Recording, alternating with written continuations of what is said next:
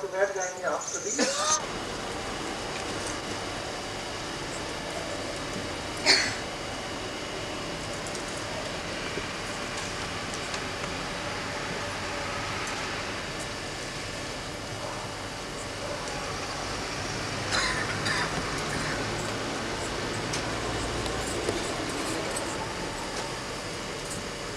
लक्ष्मीर्वदेव्य सहितं वदितं सदैव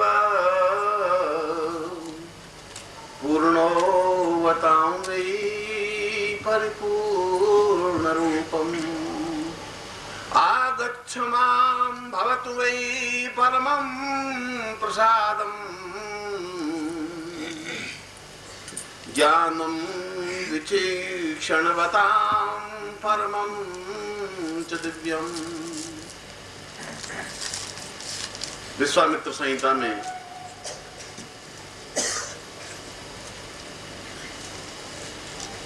महर्षि विश्वामित्र अपनी ओजस्वी वाणी में मगर अत्यंत नम्र शब्दों में भगवती लक्ष्मी की प्रार्थना करते हुए, चिंतन करते हुए, मनन करते हुए, विचार करते हुए वे कहते हैं कि इसमें कोई संदेह नहीं रहा है कि मैं जिस विशिष्ट प्रयोग को प्रारंभ कर रहा हूं वह विशिष्ट प्रयोग मैंने ऊर्ध्व चेता ज्ञान से प्राप्त किया है। इसलिए इस बात में तो कोई संदेह नहीं है कि तुम्हें अष्ट स्वरूप में मेरे इस आश्रम में, मेरे इस घर में, मेरे इस मंदिर में, मेरे इस मन में और मेरे इस देह में तुम्हें स्थापित होना ही है। मगर प्रार्थना इतनी ही है कि सभी दृष्टियों से संपन्नता आने के बावजूद भी मुझ में अहम भाव नहीं आवे, मुझ में कुमार्ग पथ पर चलने की भावना नहीं पैदा हो। मैं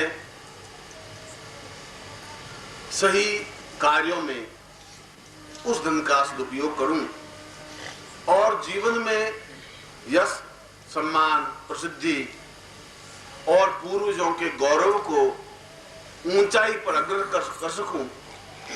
मैं ऐसा ही आशीर्वाद हे भगवती लक्ष्मी मैं तुमसे चाहता हूं और मैं आपको ऐसा ही आशीर्वाद दे रहा हूं कि तुम्हारे जीवन में वो पूर्णता और दिव्यता प्राप्त हो।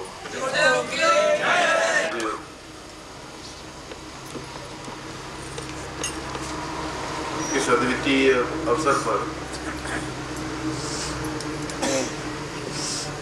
एक महत्वपूर्ण कार्य संपन्न करने जा रहे हैं और ये महत्वपूर्ण कार्य बहुत छोटे से मानव की बहुत बड़ी छलांग है। इसलिए कि मानव में यह क्षमता है कि वो देवताओं को भी अपने नियंत्रण में ले सकता है और शास्त्र स्वयं स्वीकार करता है कि मंत्राधीनाश्च देवता, देवता केवल मंत्र से ही बांधे जा सकते हैं या मंत्र के अधीन होते हैं और यह गुण, यह क्वालिटी केवल मनुष्य के पास ही है, देवताओं के पास नहीं है, राक्षसों के पास भी नहीं है। देवता केवल जीवन का आनंद प्राप्त करने के लिए उन देवताओं को मनुष्य जीवन धारण करना पड़ता है, कभी राम के रूप में, कभी कृष्ण के रूप में और कभी किसी और रूप में। क्योंकि जो आनंद की उपलब्धि, जो जीवन की पूर्णता, जो जीवन की श्रेष्ठता मनुष्य जीवन के द्वारा संभव है वह देवता बन करके संभव नहीं है। इसलिए मैंने कहा कि आज आप एक सामान्य मानव होते हुए भी आपकी एक बहुत बड़ी छलांग लगाने जा रहे हैं, और वह छलांग है भगवती लक्ष्मी को आबद्ध करने की क्रिया।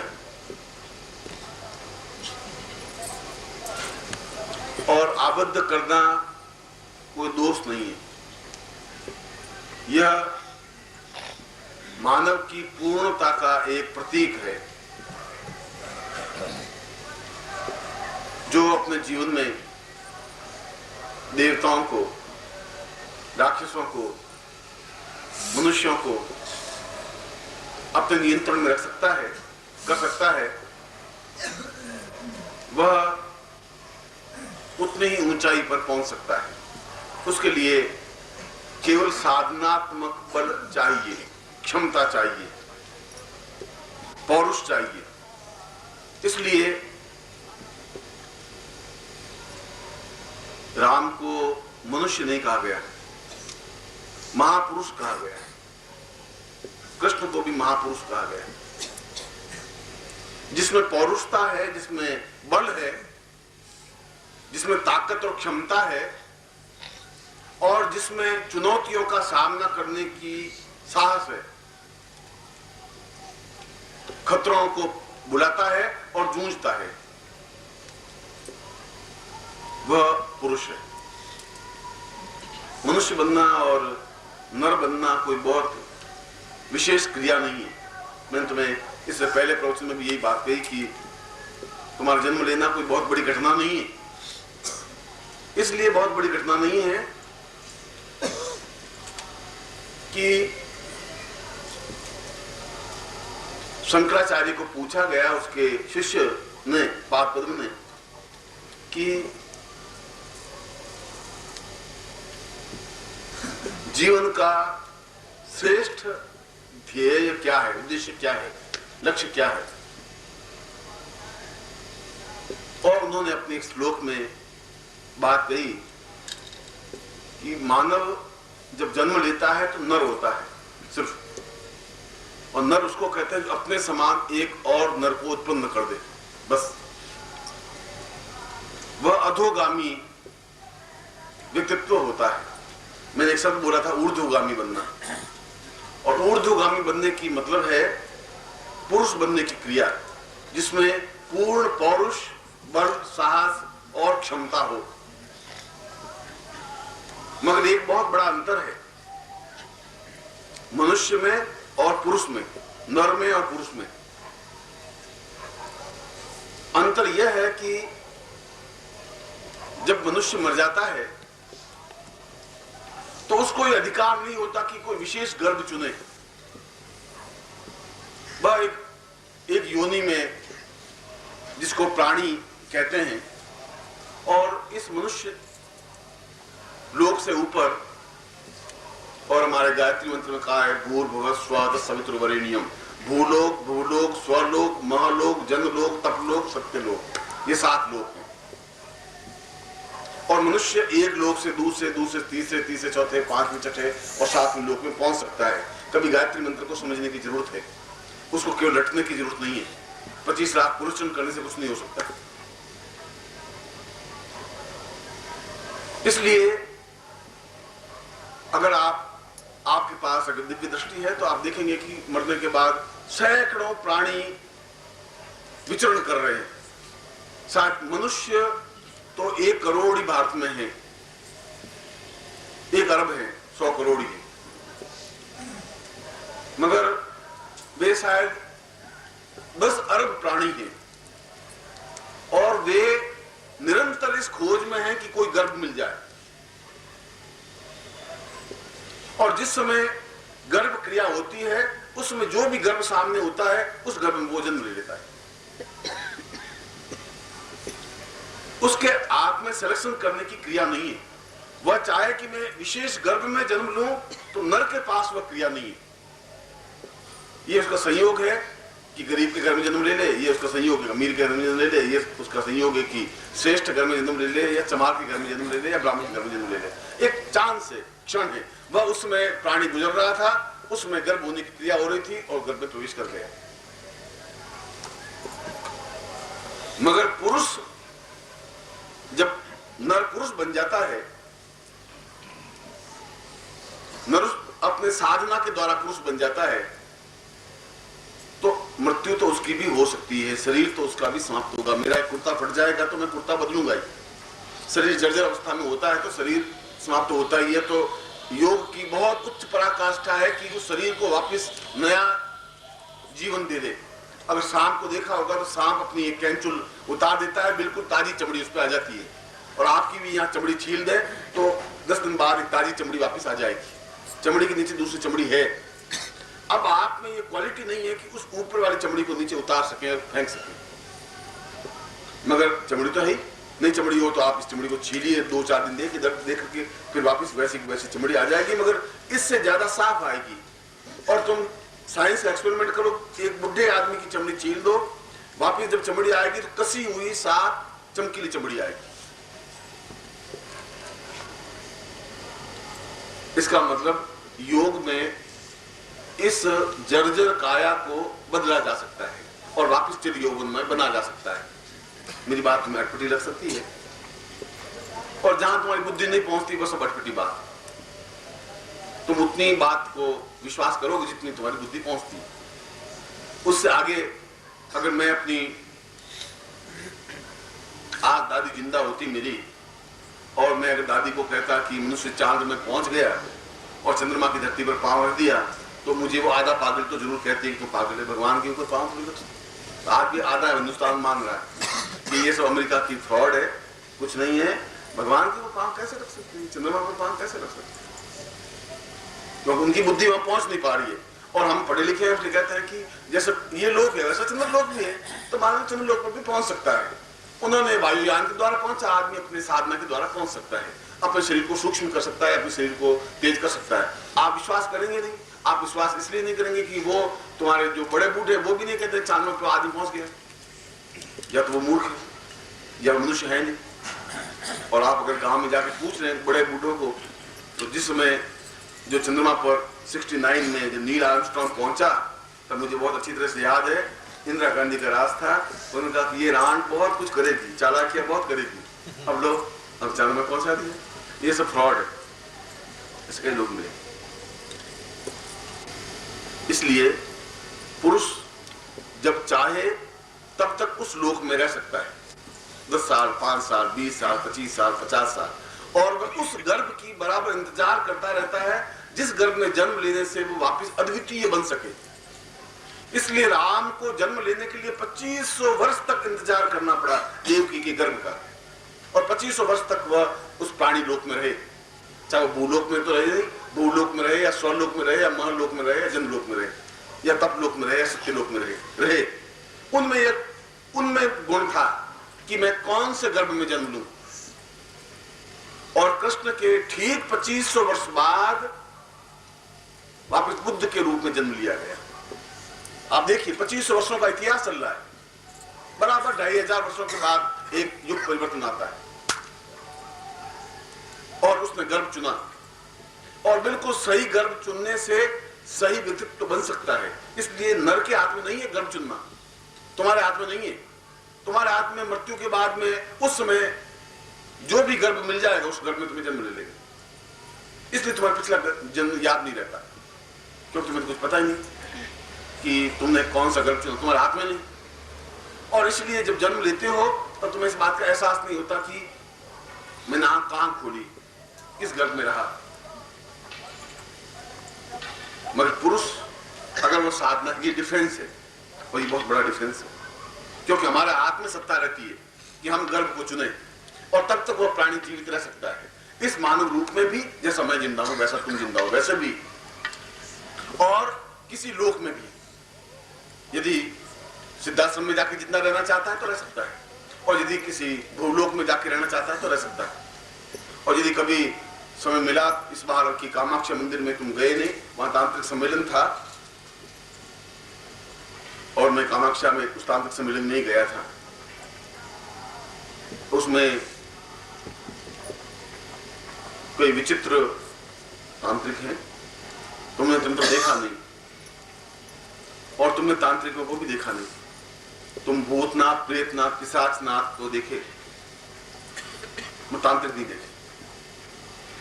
बहुत तेजस्वी और क्षमतावान, चुनौतियों को झेलने वाले और चुनौतियां देने वाले। और उनके सामने उच्च कोटि की शक्तियां भी हाथ बांध के खड़ी रहती हैं, चाहे अग्नि हो, चाहे इंद्र हो, चाहे वरुण हो, चाहे यम हो, चाहे कुबेर हो, चाहे मृत्यु हो। मृत्यु की हिम्मत नहीं होती कि झपट्टा मार दे उस पर। ऐसा तांत्रिक जिंदा है। तुम्हारा सौभाग्य बने कभी मेरे साथ चलने का, और तांत्रिक सम्मेलन हो और तुम्हें क्षमता हो वहां चल करके देखने की। दोनों ही बातें हो, तांत्रिक सम्मेलन हो और तुम्हें क्षमता हो, क्योंकि बिना प्रारब्ध के साथ हो नहीं सकता और बिना संयोग के ये चांस बैठ नहीं सकता। क्योंकि मैंने पहले यात्राएं करवाता था, बद्रीनाथ एक बार गया, एक बार केदारनाथ लोगों को ले गया, एक बार अमरनाथ ले गया। 4 साल से मैंने यात्रा नहीं की, तो 4 साल में आप लोग एक भी यात्रा नहीं कर पाए। और यो मेरे साथ 100, 200, 500 लोग जाते ही थे, यात्रा हो ही जाती थी। अब नहीं हो पाती। जब मैं नहीं जा पाता तुम लोग भी नहीं जा पाते, इसलिए कि मैं अपनी प्राण शक्ति से तुम्हें खींच करके यात्रा पे ले जाता था। और तुम्हें ऐसा है 4 साल में तुम गई नहीं, हरिद्वार भी नहीं जा पाए, और मैं तुम्हें अमरनाथ तक ले गया और गंगोत्री का गौमुख तक ले गया, और 80 साल की वृद्धा को भी ले गया। जो गंगोत्री मेरे साथ, इसमें से कोई 2, 4, 6 लोग तो होंगे, हाथ खड़े करे कोई नहीं होगा तो उस गंगोत्री गोत में थे। और गंगोत्री में जाना तो कठिन है, और गौमुख में जाना तो और भी कठिन। 8 साल का बालक भी था उसमें, और 60-70 साल की वृद्धा भी थी, और कहीं किसी को अहित नहीं हुआ, न कोई मरा। बाकी आदमी गौमुख से जाना अत्यधिक कठिन और दुष्कर होता है। और जिनके प्रारब्ध थे उन्होंने गौमुख देखा, नहीं प्रारब्ध है तुम्हारे, अब तुमको गौमुख होता ही नहीं कुछ, हमने देखा नहीं इसलिए कैसे मान ले। अब तुम्हारे तक मैं पहुंच नहीं सकता। अब तुम कहते हो नहीं होता, तब मैं मान लेता हूं नहीं होता, पर गौमुख है। तो जब मैं कह रहा हूं कि भूलोक है तभी मानना पड़ेगा, फिर भूलोक है तभी मानना पड़ेगा। और या कह दो मैंने गौमुख देखा नहीं इसलिए गौमुख नहीं है, और गंगोत्री मैंने देखी नहीं इसलिए गंगोत्री नहीं हो सकती, और नेपाल मैंने देखा नहीं इसलिए नेपाल नहीं है, उसे चल नहीं सकता। मेरे कहने का तात्पर्य यह था कि उन तांत्रिकों में वो क्षमता है। और इस तंत्र सम्मेलन में हिमालय के वही तांत्रिक आए थे जो अपने आप में बड़े सिद्धतम आचार्य हैं, बहुत क्षमतावान हैं, और विचित्र वेश धारण की और उनकी मस्ती है। वो इस बात की परवाह नहीं करते लोग मुझे क्या कहेंगे, कैसे देखेंगे। नंगे हैं तो बिल्कुल नंगे हैं, नलमुंड पहने हुए हैं तो नलमुंड पहने हुए हैं, खोपड़ी सिर पे रखी हुई तो खोपड़ी रखी हुई है, और चिमटा लगाए हुए हैं, और बबूत लगाई हुई बबूत लगाई हुई है, और 20 कपड़े पहने हुए 20 कपड़े पहने। वो ऐसा क्यों करते हैं? इसलिए कि उनको इस बात की परवाह नहीं होगी पड़ोसी क्या कहेगा, इस बात की चिंता नहीं। और तुम्हें इस बात की चिंता है कि अगर ऐसा कर लिया तो ये क्या सोचेगा, और तुम इसलिए दुखी हो। जब मैं कहता हूँ ध्यान मस्त के साथ झूमते हुए आरती गाओ, तो तुम झूमते तो मैं ध्यान रखते इसमें टल्ला नहीं लग जाए। पास बैठा है तो यूं करके ठीक तो झूम रहे, झूम तो रहे, झूम रहे और ध्यान भी है कि टल्ला लग गया तो गड़बड़ होगा, ये सोच रहा आदमी कहेगा साला टल्ला लगा दिया पागल है क्या। इसलिए तुम्हें आसपास की चिंता है, और वो चिंता मुक्त है। मगर उनके सामने बहुत दमखम वाला आदमी खड़ा हो सकता है, जिसकी लात में ताकत होती है, तो वो मानते हैं, बातों से मानते नहीं। वो उनको हाथ जोड़े कि भाई आप कुछ नहीं, वो ऐसे बोलते हैं। वहां पर मैं अगर ऐसे प्रवचन देने लग जाऊं तो वो सुनेंगे नपुंसक आदमी कहां से है, ऐसा आदमी है ये क्या है। उनको उसी प्रकार से चुनौती के स्वरूप में फटकारते हुए गाली देते हुए तो बात करनी पड़ती है, और लात लगानी पड़ती है। 40 फुट जाके गिरता है तो वो खड़ा, गुरुजी क्या गलती क्या हुई, तब उनको समझ में आती बात। और वहां वैसा रूप धारण करना पड़ता है, और यहाँ पर वैसा अगर रूप तुम्हारा लगा दे लात, तो इस जिंदगी में तुम आओगे नहीं, तुम तो मर जाओ नहीं। और दूसरा कहना कि गुरुजी तो बस बुद्धि सठिया गई है, अब गुरुजी लात ठोक देंगे, तुम 40 फुट जाके गिरोगे और तुम जाना मत। आपके सामने क्रोध कर नहीं सकते, इसलिए नहीं कर सकते, उस क्रोध के वेग को झेलने के लिए भी बहुत पौरुष की जरूरत होती है, क्षमता होती है। इसलिए मैं अंदर बैठा बैठा सोच रहा था कि अभी महीने भर उस तांत्रिक सम्मेलन में था, तब तुम्हारा क्या स्वरूप और तुम्हारा क्या आग और क्या क्रोध और क्या चिंगारियां थी, और तुम यहाँ किस ढंग से बोल रहे हो। समय समय की बात है, और कभी तुम्हें जीवन में मेरे साथ यात्रा करने का मौका मिले, तीर्थ यात्रा करने का, या किसी तांत्रिक सम्मेलन में जाने का, और जरूर मौका मिल सकता है अगर तुम्हारा मेरा साथ संपर्क साहचर्य बन रह सके। इसलिए तांत्रिक सम्मेलन तो होंगे और होते ही रहते हैं, मगर तुम उनको जब देखोगे तो एहसास होगा कि पुरुष किसको कहते हैं। तब तुम्हें अपने आप में शर्म आएगी कि यार हम पुरुष हैं इनके सामने क्या। वो उन शक्तियों को यूं झपट्टे मार के खड़े होते हैं और उनके सामने ये बाकी शक्तियां हैं वो थर थर खड़ी रहती है, कांपती रहती है, हिम्मत नहीं होती उनकी, न मृत्यु की हिम्मत होती उनको झपट्टा मारने की, न अग्नि की, न इंद्र की, न वरुण की, न यम की, कुबेर की, किसी की नहीं। वो अगर लक्ष्मी को कहता है कि तुम्हें ये इतना सामान लाना है तो जगमार के लाके देना ही पड़ता है। और उस जंगल में तुम मखमल के गद्दों पे नहीं सोते, वो मखमल के गद्दों पे सोते हैं उस जंगल में, और 4 रजाइयां ओढ़ते हैं मखमल की, और सुबह वापिस रजाइयां रवाना कर देते हैं अपने मंत्रों से, और शाम को आराम से 36 तरह की सब्जियां खाते हैं और 20 तरह की मिठाइयां खाते हैं। तुम नहीं खा सकते। उस जंगल में भी वो शायद उतने आनंद और मस्ती के साथ रहते हैं क्योंकि उनके पास मांत्रिक क्षमता है। ये 1 लाख 2 लाख इकट्ठा करना तो एक बहुत छोटी सी और बेकार सी घटना है। तुम्हारे लिए 1 लाख 2 लाख बहुत बड़ी बात होगी। हो सकता है कि मैं सोचता हूं कि ये कोई घटना है ही नहीं। अगर कोई रसायन विद्या सीखी और सीखा है, और कई लोगों ने सीखी, जो तांबे से अगर सोना बना सकता हो, अब उसके लिए तुम मुझे क्या दोगे? तुम ज्यादा से ज्यादा मुझे 501 रुपए दे दोगे और अपने आप को शायद तुम और फुला दोगे, 1000 रुपए दे दोगे। गुरुजी अब आप बोलिए, अब आप बोल सकते हैं क्या मैंने किया है। अगर तांबे का भाव है 80 रुपए किलो और सोने का भाव है 14 लाख रुपए किलो, 80 रुपए से 14 लाख कन्वर्ट हो सकते हैं, तो तुमसे इससे मुझे क्या दोगे? तुम्हें देने की हिम्मत मुझ में नहीं है, क्षमता नहीं है। मैं तुम्हें दे सकता हूँ और बहुत कुछ दे सकता हूँ। इसलिए मैं केवल प्रवचन करने वाला ही गुरु नहीं हूँ और केवल मंत्र सिखाने वाला ही गुरु नहीं हूँ, गायत्री मंत्र कान फूंकने वाला ही गुरु नहीं हूँ। मैं ग्रस्त जीवन की समस्याओं को सुलझाने वाला भी हूँ, रसायन में भी उतना ही हूँ, तंत्र में भी उतना ही हूँ, मंत्र में भी उतना ही हूँ, ज्ञान में भी उतना ही हूँ, चेतन भी उतना ही हूँ। प्रत्येक जीवन के क्षेत्र में मैं तैयार हूँ। और काशी में अगर जाए और वे काशी के पंडित आए तो उनके सामने भी तैयार होता हूँ। मैं इस बात की परवाह नहीं करता, क्योंकि जिंदगी में घबराता वो है जिसको किसी एक ही गीता का ज्ञान हो, बस उस गीता पर जिंदगी भर बोलते रहते हैं।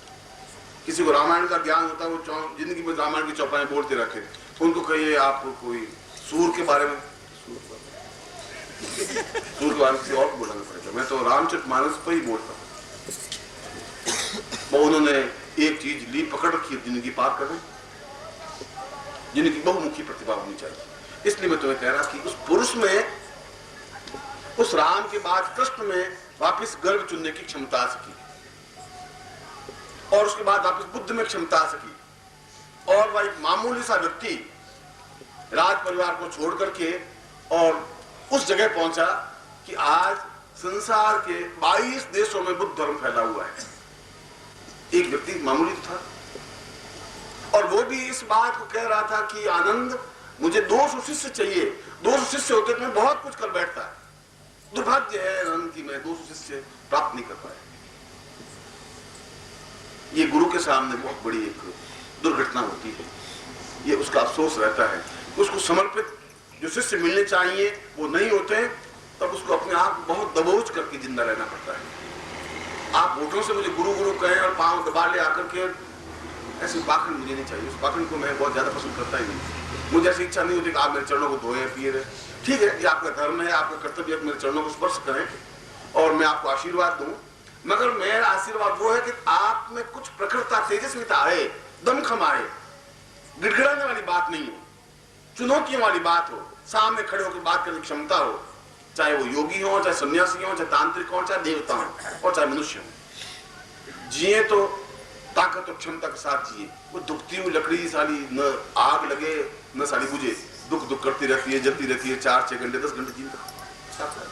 तुम ऐसी जिंदगी जी रहे, कभी औरत को मना रहे हो, कोई बेटे को मना रहे हो, कोई भाई को मना रहे हो, कोई पड़ोसी को मना रहे हो, कभी अफसर से आज हो छुट्टी चाहिए जाना, नहीं अभी नहीं जा सकते, नवरात्रि का टाइम है, आप जाएंगे अच्छा अच्छा। तुम्हें ताकत हो तो आंख के आंख सामने खड़े कर छुट्टी तुझे देनी है, क्या विचार किया तुम्हारा? जिंदा रहना है। वो सोचेगा कि ये साला क्लर्क, ये क्या हो गया क्या इसको, तो कोई दो रहा नहीं, गीदड़ों के बीच में रह रहे और मैं तुम्हें सिखा रहा हूं कि तुम्हें झपट्टा मारने की क्रिया का ज्ञान नहीं है, इसलिए तुम गिड़गिड़ा रहे हो, आज प्रार्थना कर रहे हो, इसलिए कर रहे हो। और जिस दिन तुम्हें एहसास हो जाएगा तुम शेर हो, उस गुरु के तुम शिष्य हो जिसमें प्रखरता है, ताकत है, उस दिन तुम्हारा कोई दुनिया बाल बांका नहीं कर सकती। बुरा बड़ा उसको कहा जाता है, वो चिंता नहीं करते। इसलिए मैं तुम्हें लक्ष्मी की उस क्रिया को समझा रहा हूं जिस क्रिया को तुम्हें करना है घर पे जाकर प्रखरता के साथ। और वास्तव में अगर मैं निष्कपट भाव से कहूं तो तुम लोगों पर मुझे गर्व है, एक कारण से, इस कारण से कि आज के इस शिविर में कोई नवरात्र शिविर नहीं था और कोई ऐसा शिविर भी नहीं था कि मैं तुम्हें उसमें लिखा ये तुम्हें मिलेगा, ये मिलेगा, ऐसा मैं नहीं लिखा था। केवल मैंने तुम्हें बुलाया था और तुम दौड़ करके आ गए। वास्तव में तुम्हें आग है, एक चेतना है, इस बात को मैंने एहसास किया है। इतनी दूर दौड़ करके आ जाना और उतने, जबकि केवल एक दिन के लिए जाना है। और मैं तुम्हें जानता हूं, तुम जहां से आए होंगे उसमें तुम्हें 400 से 500 रुपए किराए के खर्च हुए होंगे, 400 से 500 रुपए तुमने यहाँ खर्च कर दिए होंगे। 1000 रुपए तुम्हारे लिए बहुत बड़ी बात है, मैं इस बात को भी जानता हूं। उसके बाद भी तुम्हारे चेहरे पर गंज नहीं है, उसके बाद भी तुमने एक ललक है मिलने की, और ये ललक और ये आग और ये चिंगारी बिल्कुल प्राणों से जुड़ने पर बन सकती है। इसलिए मैं तुम पर गर्व कर रहा हूं और मैं तुम्हारे चिंतन को, तुम्हारी भावना को समझ रहा हूं। और मैं भावना को समझ ही नहीं रहा हूं। दोनों बातें याद रखना कि मेरे जैसा गुरु मेरे बाद तुम्हें अगले 100 साल तक मिलेगा नहीं। और तुम नहीं पहचान पाओगे तो पास में से निकल जाओगे। अफसोस तो मुझे जरूर होगा, तुम और तुम्हारे आने वाली पीढ़ियां तुम्हें फटकारेंगे जरूर, धिक्कारेंगे जरूर, ग्लानि में तुम जरूर रहोगे। एक बात तो ये, और दूसरी बात यह कि हर क्षण हर मोमेंट पर मैं तुम्हारे साथ हूं, 24 घंटे। और कभी भी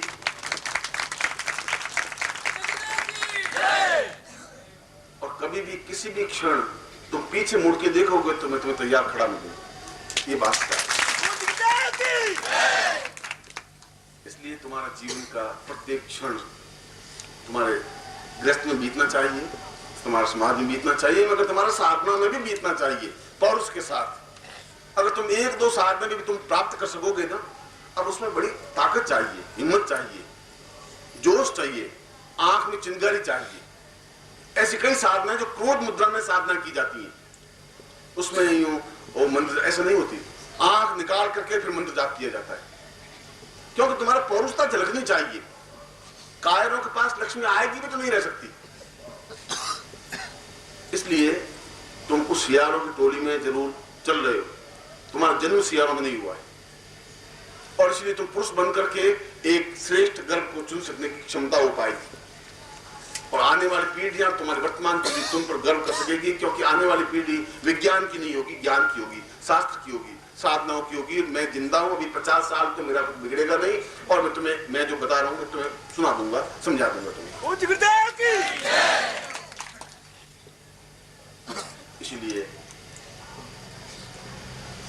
आज की पूरी रात मेरे पास थी और तुम मेरे पास थे, और जब तुम मुझे मिलते हो आप लोग, तो शायद मुझे बहुत ज्यादा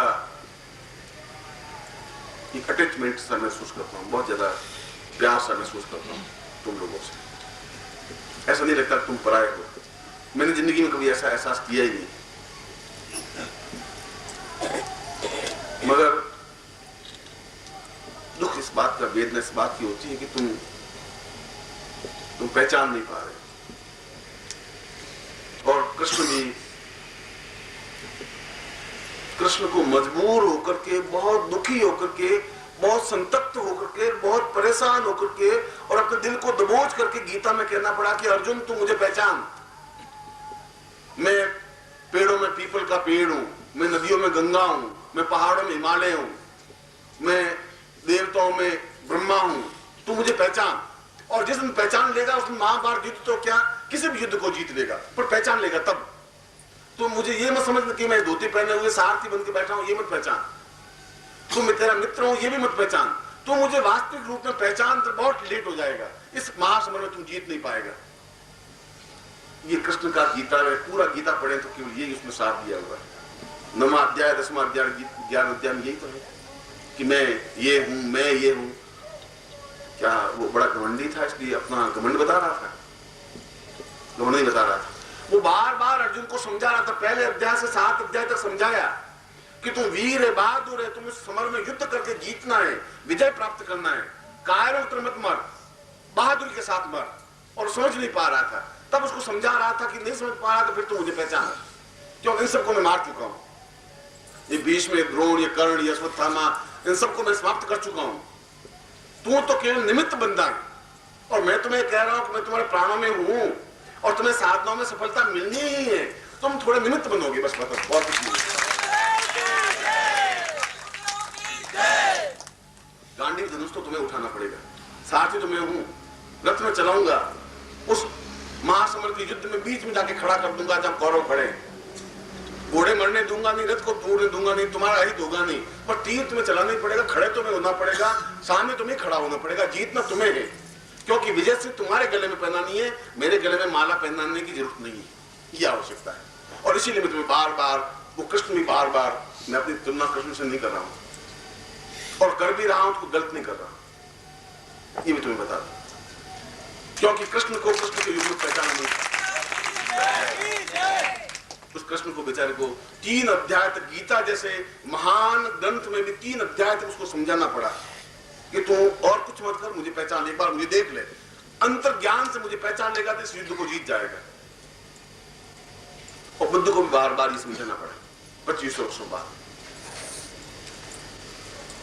और बुद्ध के 2500 वर्षों बाद भी मैं तुम्हें वापिस समझा रहा हूं, वापिस वही बात दोहरा रहा हूं कि तुम्हारा कभी तुम्हारा भाग्य हो, कभी तुम बुद्धि को परे रख करके तुम एक बार पहचान सको, और जिस दिन तुम पहचान सकोगे उसमें तुम अपने आप को बहुत गौरवान्वित अनुभव कर सकोगे। क्योंकि ये जो युद्ध है तुम्हारा, इस सांसारिक युद्ध, ये जो समाज का युद्ध है, जो तुम्हारे अभावों का युद्ध है, उस युद्ध में तुम खड़े हो और मैं तुम्हें लिए हुए खड़ा हूं। अब लड़ना तुम्हें है और केवल तुम्हें खड़े होना है, गांडी धनुष लेकर के तीर चल रहे हैं, तुम्हें कहीं कोई चिंता करने की जरूरत नहीं है, खड़े होना है, उस विजय श्री को प्राप्त करना है। मरे तो बहुत शान के साथ मरिए, हजारों करोड़ों लोगों के आंख में आंसू टपके तुम मरो तो, तब तुम्हारी जिंदगी की विशेषता है। और ऐसा हो सकता है तुम्हारे द्वारा, क्योंकि मेरे घर के दरवाजे 24 घंटे आपके लिए खुले हैं। आप ठक ठक करोगे, मैं सीधा दरवाजा खोल के आपको मिलने के लिए तैयार हूं। अब तुम ठक ठक करो ही नहीं तो मेरे दिल के दरवाजे पर दस्तक दो ही नहीं, तो मुझे आवाज भी नहीं दो तो मेरे दोस्त नहीं, फिर मेरी गलती नहीं, फिर मैं अपनी आत्मा में अपराधी नहीं। मैं तुम्हें कई जन्मों से आवाज दी है, बार बार तुम्हें आवाज दी है, तुम्हारे दिल पे चोट की है, तुम्हें गालियां दी है, तुम्हें फटकारा है, आज भी फटकार ही रहा हूं, तुम्हें पुचकार नहीं रहा हूं, चापलूसी तुम्हारा नहीं कर रहा, आज भी तुम्हें हकीकत तुम्हें समझा रहा हूं तुम कौन हो, और हकीकत समझा रहा हूं तुम अपने आप को पहचानो और उस व्यक्ति को भी पहचानो, पहचानने की क्षमता पैदा कर सको। तुम एक धोती कुर्ता पहने हुए व्यक्ति को सिर्फ मत देखिए, उसके अंदर जो कुछ है वहां तो तुम्हें पहचानने पहुंचने की जरूरत पड़ेगी, और वहां तो पहुंच पाओगे फिर तुम मुझसे अलग हो ही नहीं सकते, फिर संभव नहीं है, फिर तुम्हारा समाज का कोई व्यक्ति तुम्हें मुझसे खींच के अलग नहीं कर सकता, क्योंकि इस चमड़ी को प्राणों से अलग कोई कर नहीं सकता, आज तक नहीं कर सकता, नहीं प्राण में चमड़ी से दूर नहीं कर सकते। और समय बहुत कम रह गया, हो सकता तुम्हारे पास समय बहुत बच गया हो, पर अगर मैं कह रहा हूं समय कम है तो उसके पीछे अर्थ है, सारगर्भिता है, उसके पीछे कोई चिंतन है, और फिर तुम ढोंगियों के चंगुल में फंस जाओ, फिर तुम पाखंडियों के चंगुल में फंस जाओ। वो तुम्हें केवल समझा नहीं सकेंगे, कुछ ज्ञान को चेतना नहीं दे सकेंगे, और तुम पूछोगे गुरुदेव ये ज्ञान ये साधना क्या है? बच्चे तुम नहीं समझते, तुम ये बहुत ऊंचे योगियों की बातें बच्चे तुम नहीं समझ सकते, और तुम्हें दबा के बैठा देंगे। ऐसा इस देश में हुआ है, बार बार बुद्ध पैदा नहीं हुए, बार बार महावीर स्वामी पैदा नहीं हुए, बार बार कृष्ण भी पैदा नहीं हुए, कभी कभी पैदा होते हैं और उसके समय में भी उन लोगों ने पहचाना नहीं है, उन लोगों ने उनको गालियां दी है, फटकार दी है, तिरस्कार दिया है, भगवान बुद्ध को लाठियों से पीटा है, महावीर स्वामी के कानों में कीलें ठोकी है और ईसा मसीह को क्रॉस पर टांग दिया है। समाज ने ऐसा ही किया है। उसमें नहीं पहचाना उन लोगों को। मरने के बाद उनके स्मारक बनाए जाते हैं, स्तूप बनाए जाते हैं, तब तक वो व्यक्ति चला जाता है। और ऐसा कहकर के मैं न अपना गर्व कर रहा हूं और न मैं घमंड कर रहा हूं, मैं केवल अपना परिचय दे रहा हूं, इसलिए कि शायद तुम्हारे अंदर चिंगारी जागृत हो, शायद तुम अपने आप को पहचान सको, और जब तुम अपने आप को पहचान सकोगे तुम जरूर मुझे पहचान सकोगे। और मैं बार बार दो टूक शब्दों में तुम्हें हर बार ये कहता हूं कि तुम जिस दिन पहचान लोगे उस दिन तुम अपने आप एक ज्वाला सी बन जाओगे, अंगार बन जाओगे। ये बहुत छोटी साधना है जो तुम कर रहे हो, ये बहुत छोटी है। इससे कई गुना ऊंची साधना, तेजस्विता तुम में आ सकती है। करोड़ों लोगों के बीच तुम नायक बन सकते हो, नेतृत्व दे सकते हो, इस देश को भी, अपने आप को भी। और ये छोटे मोटे जिन लोगों से तुम गिड़गिड़ा रहे हो, तुम्हारे पांव में झुक सकते हैं। अगर तुम्हें प्रखरता है, ताकत है, तेजस्विता है, गिड़गिड़ाना तुम छोड़ दो, हाथ जोड़ना इस प्रकार से ऐसा तुम अपना मेरा दोनों का अपमान मत करो, तुम्हारा कोई कुछ नहीं मिला सकता। और कभी देखो तुम कोई बहुत बड़ा तांत्रिक और तुम चुनौती देखे देखो, तुम्हारा क्या बिगाड़ सकता है, तुम कभी ट्राई करके देखो, क्योंकि उस समय मैं तुम्हारे अंदर बैठा हुआ होता हूं, तुम्हारा कुछ नहीं कर सकता वो। इसलिए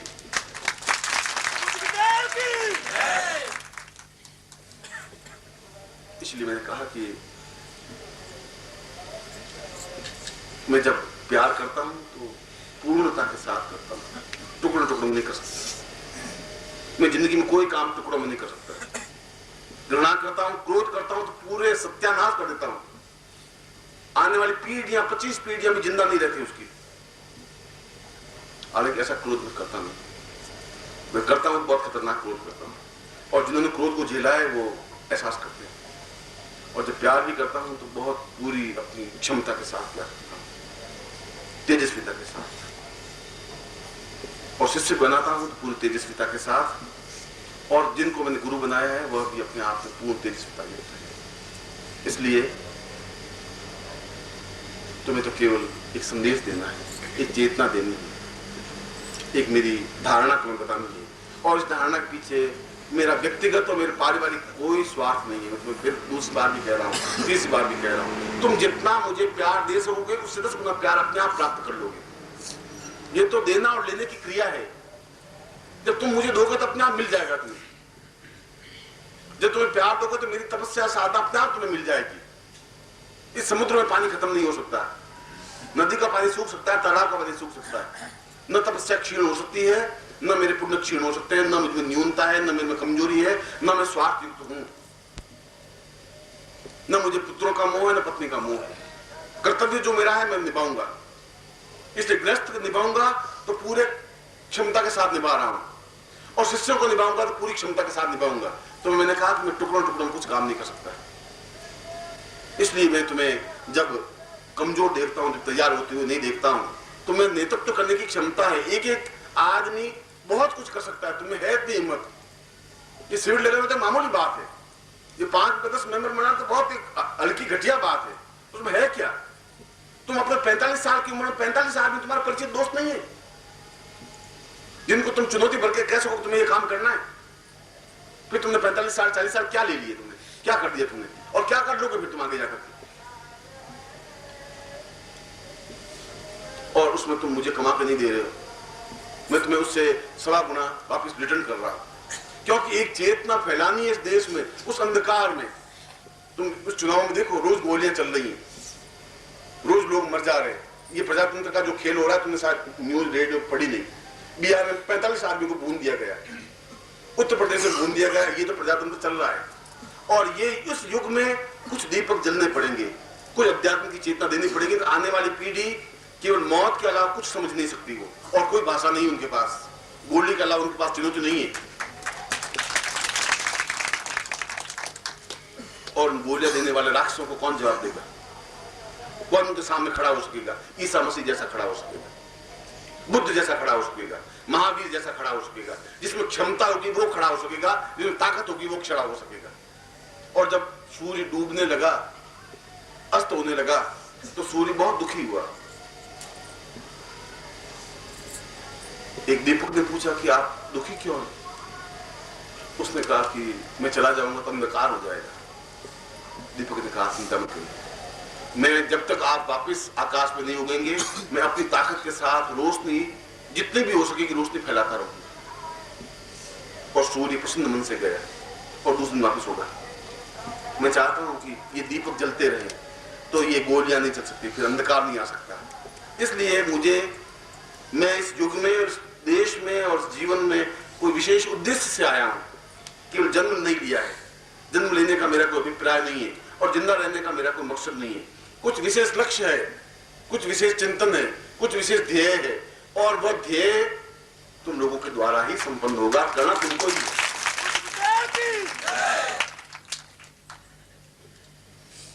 और इसलिए तुम्हें बार बार तुम्हें तैयार करना साधना की ताकत के साथ। गोलियों के जवाब गोलियां नहीं हो सकती, साधना हो सकती है। और जिस दिन भी तुमको मैं पंजाब में जाकर खड़ा हो सकता हूँ, मुझे ताकत है, मैं इस बात में विचलित नहीं होता हूँ।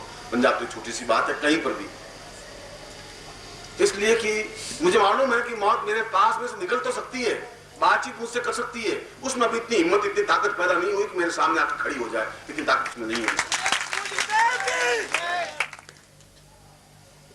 मेरा हर क्षण आशीर्वाद तुम्हारे साथ में। मैं इतनी बात कहने के पीछे मैं तुम्हें ये समझा रहा था कि मैं तुम्हें जो साधना सिखा रहा हूँ, जो साधना करवा रहा हूँ, वह साधना तुम्हारे जीवन का एक उद्देश्य है और जीवन का लक्ष्य है। एक चिंगारी बनकर के जिंदा रहना पड़ेगा और इस देश के लिए मुझे तुम्हें और तुम्हें चाहिए, तुम्हारा सहयोग चाहिए, तुम्हारा प्यार चाहिए, तुम्हारा स्नेह चाहिए, तुम्हारा प्रत्येक क्षण मेरे साथ होना चाहिए। इसलिए मैं तुम्हें उस जगह पहुंचाना चाहता हूं जिस जगह मुझे पहुंचाना है। क्योंकि मैंने सुबह भी प्रवचन में ये कहा कि अब ये बार बार तुम जन्म लेना और बार बार धिक्कारना और बार बार फटकारना, कोई जीवन का कभी न कभी तो क्षण आएगा ना, जिस क्षण विशेष में तुम उस मोक्ष को, मुक्ति को प्राप्त कर सकोगे, जिस लोक में तुम जाके ठहरना चाहो ठहर सकोगे, उन लोगों को देख सकोगे। आखिर तो तुम ही हो।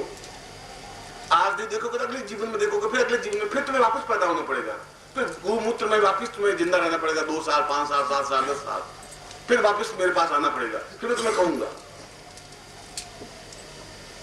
तब तक ये देश बहुत अनबैलेंस हो जाएगा, बहुत अनबैलेंस हो गया है। मैं पिछले 7 दिन से जो घटनाएं सुन रहा हूं, मेरा विश्वास हिल गया है कि आने वाली पीढ़ियां कैसी हो पाएंगी। मैं उन लड़कों को देख रहा हूं, लड़कियों को देख रहा हूं, उन युवकों को देख रहा हूं, उन कुर्सियों के लिए झपट्टे मार रहे हैं, जो गोलियां चल रहे हैं। और आज मैंने जब रेडियो पे सुना 45 बूथ पे कब्जा करने के लिए 45 लोगों को भून दिया, वो किसी का भाई था, किसी की मां थी, किसी का बाप था, ये क्या था? ऐसा युग हर युग में रहा है। रावण केवल राम के समय पैदा नहीं हुए, कृष्ण के समय कंस पैदा हुए हैं और आज भी ऐसे कृष्ण, कंस और रावण होंगे, मगर राम भी होंगे, बुद्ध भी होंगे। इसलिए मैं उस बुद्ध की समाधि और महावीर अहिंसा में विश्वास नहीं करता हूं। ये मैं तुम्हें बता देता हूं, वो गलत था। मैं उसमें क्षमा वीर से भूषण को मैं नहीं मानता हूं। मैं तो ये कहता हूं कि कोई थप्पड़ मारे तो 6 लातें मारनी चाहिए और 4 थप्पड़ उसको अक्कल आ जानी चाहिए। मैं उस क्षमता का आदमी, मैं आदमी हूं। मैं तो वापिस जब थप्पड़ लगाता हूं तो 1 महीने पर तक वो 5 उंगलियां उसकी गाल टिकी रहती है। आने वाले पूछते क्या हुआ तुम्हारे साथ, और बहादुरी के साथ मैं तुम्हें साधना प्रारंभ करवा रहा हूं। शरीर हिले नहीं, निष्कम फिर साधना करे। मिलता जुलता साधना नहीं की जा सकती। तुम्हें क्षमता होनी चाहिए बैठने की और सीना निकला हुआ वक्षस्थल बिल्कुल सही सलामत में बैठे हुए हो, वह साधना करो। क्योंकि तुम्हें उस देवताओं को अपने नियंत्रण में लेना है और भविष्य में भी उसी दमखम के साथ उस मंत्र जाप करना है, गिड़गिड़ाते हुए नहीं। मैं पूरे प्रयोग को पूर्ण विधि के साथ विश्वामित्र प्रणीत साधना को पहली बार अपने गृह शिष्यों के सामने संपन्न करवा रहा हूं। सन्यासियों के सामने तो करवाइए, और सन्यासियों के सामने इसलिए करवानी पड़ी मुझे सन्यासी शिष्यों के सामने कि वो सर्दी में ठिठुरते थे। मैंने कहा तुम ठिठुरो मत। और शायद जितनी गालियां मुझे सन्यासियों की मिली उतनी किसी की मिली नहीं होगी, क्योंकि मेरे पास थे 4000 5000 सन्यासी हरदम रहते थे शिष्य, और मैं उनको कहता रोज हलवा बनाइए, हलवा खाइए। और किसी गांव में जाते सरपंच को कहता है कि तुम्हें 5 रुपए घी देने, सुन लेना, आंख निकाल के करते बात, और 5 जासे से आंख निकाल के बात करते तो वो कहते बाप जी ठीक है, वो 5 रुपए घी देता, 2 बुरे आटा निकाल दे, 2 बुरे आटा निकाल दे, तुम हलवा बनाओ। और बाकी जो जिनके आश्रम थे वो तो रोटी बना के खिलाते थे, वो सारा ये निकलेश्वरानंद सब सत्यानाश कर देगा। ये सब शिष्यों को, वो शिष्य वहां से बाकी इधर आ जाते थे बेचारे, तो यहाँ मुझे यहाँ हलवा मिल रहा है, गुरु जी बहुत अच्छे हैं, और 5 भी 6 हुए 7 हुए। जब रात को सर्दी पड़ती है, नहीं ऐसा नहीं, रोते रोते नहीं, कुछ मंत्रों से साधना से रजाई गद्दा तकिया आराम से सोइए, साधना पूरी करिए, और ऐसा गिड़गिड़ाते रोते हुए नहीं। और उनको साथ में मुझे लक्ष्मी आबद्ध प्रयोग करवाने पड़े। मैं कहा तुम रजाइए चाहोगे रजाइए मिलेगी, जो चाहोगे वो मिलेगी, अब क्या सरपंचों से मिलना है, कुछ किसी से नहीं मिलना है। उनको तुमने लक्ष्मी आबद्ध प्रयोग करवाए थे, ग्रस्त साधु को पहली बार ही करवा रहा। उनमें प्रकृता थी, क्योंकि रात को गद्दों में सुलाता था तो सुबह लात भी मार देता था थोड़ी गलती करने पर, उतनी क्षमता भी रखता था। और वो यूं थर्राते थे कि गुरुजी नजर तिरछी हुई तो वो 10 बार अंदर से कांपता था कि बस आज गया, बस फिर देखता था कि नहीं अब थोड़ा ठीक है, तो फिर वो वापस सीधा बैठता था। तुम्हारे सामने उस लेवल पे जा नहीं सकता, क्योंकि तुम महान हो और तुम्हारी महानता के सामने तुम नतमस्तक हो, क्योंकि 25 जीवन से तुम महानता दिखाते आ रहे हो, तो पहला जीवन नहीं है। मैं भले गला फाड़ फाड़ के चिल्लाऊं, तुम पे कुछ असर पड़ेगा ही नहीं। यहाँ से जाओगे कुर्ता झटक के बस गुरुजी आपका ज्ञान तुम्हारे पास से मैं पीछे चीखूंगा, फिर भी तुम्हारा गला पकड़ूंगा, आवाज दूंगा, तुम्हारे प्राणों को झकझोरूंगा जरूर। इसलिए इस प्रयोग को मैं उसी क्षमता के साथ विश्वामित्र ने की थी, जो शून्य शिष्यों को मैंने करवाया था। पहली बार तुम सौभाग्यशाली ग्रस्त शिष्य हो जिनके सामने मैं ये प्रयोग कर पा रहा हूं, और इस प्रयोग के रिजल्ट तुम निश्चित रूप से परिणाम देखोगे, महत्वपूर्ण परिणाम होते हैं, और इसमें तुम्हारे जीवन में कम से कम भौतिक दृष्टि से न्यूनता नहीं रहती। अगर तुम्हें क्षमता है और पौरुषता है तो, और क्षमता और पौरुषता नहीं है तो घर में लक्ष्मी की पत्नी भी छोड़ के चली जाती, वो भी दूसरी जगह शादी कर लेती। ये और तुम्हें बता देता हूँ, ये तो लक्ष्मी है। ये पौरुषता तुम्हारे पास रहनी चाहिए, शक्ति और क्षमता के साथ इंतजाम होना चाहिए तुम्हारा। मैं आबद्ध करवा देता हूँ, आबद्ध में पूर्ण रूप से कराऊंगा, घर में रखना तुम्हें। वो सारी लक्ष्मी को उतार उतार मेरे घर में भेज देनी। मैं बहुत आगे मुश्किल रहे और आगे ज्यादा मुश्किल होना नहीं चाहता हूँ। आप सीधे बैठ जाएं और पूरी गंभीरता के साथ, क्योंकि वो क्षण आ रहा है जब मैं तुझे प्रयोग में वो ला रहा था।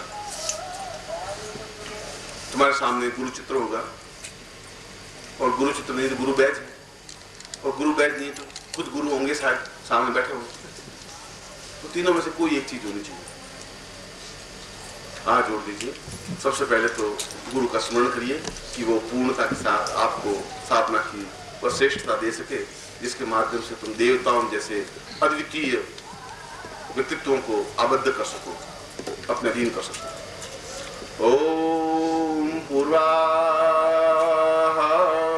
सतम वै साम गुरुर्वै प्रियो आबद्धं मां दिर्वा सतम वै प्रियता गुरु वै सता। यह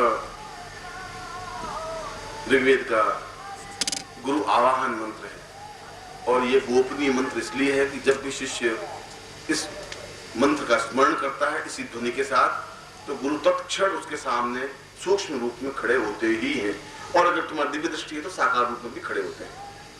इसलिए इस मंत्र को जब भी तुम्हें टैप से तुम्हें अभ्यास तो करना ही पड़ेगा कभी भी। उसके बाद में हाथ जोड़ दीजिए।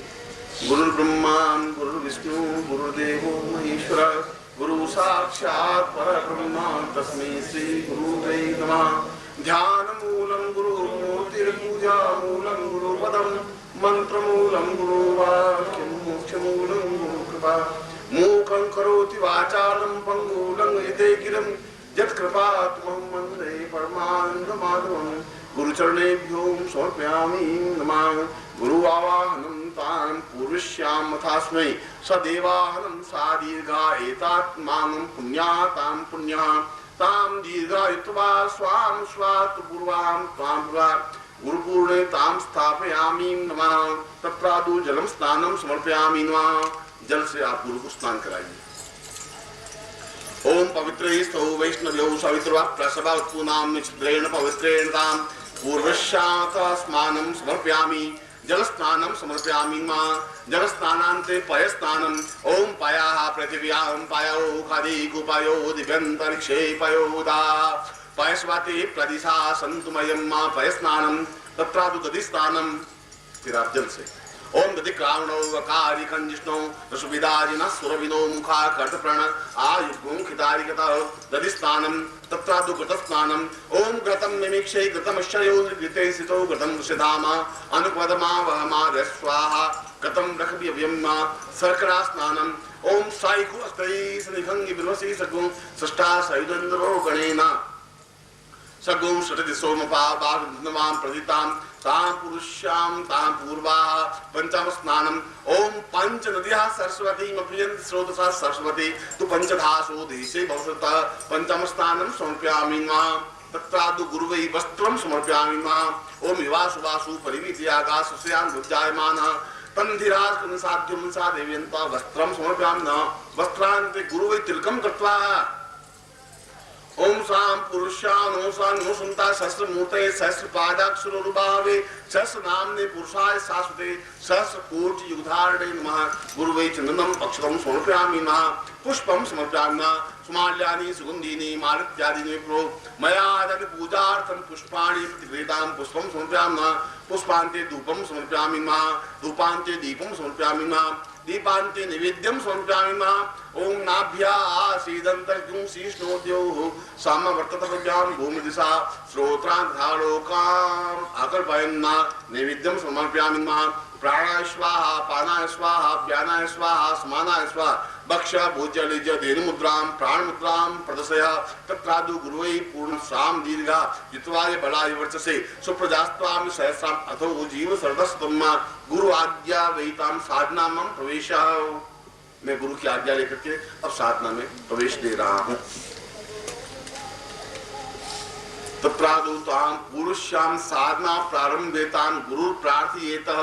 गुरु की प्रार्थना त्वमेव माता च पिता त्वमेव त्वमेव बन्धुश्च सखा त्वमेव त्वमेव विद्याकरणं त्वमेव त्वमेव सर्वं त्वमेव त्वमेव माता च पिता त्वमेव त्वमेव बन्धुश्च सखा त्वमेव त्वमेव विद्याकरणं त्वमेव त्वमेव सर्वं देव।